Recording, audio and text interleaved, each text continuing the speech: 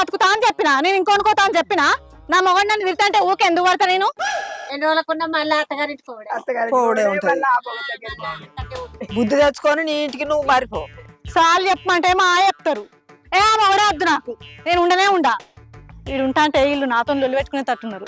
గిట్టడన్నా నిలబడతా. బాగా అంకులు ఉన్నట్టే ఏ మత్తు కొజ్జేది ఈ కొజ్జేది పెట్టుకునే అమ్మవాడు ఇంకా కొడతాడు.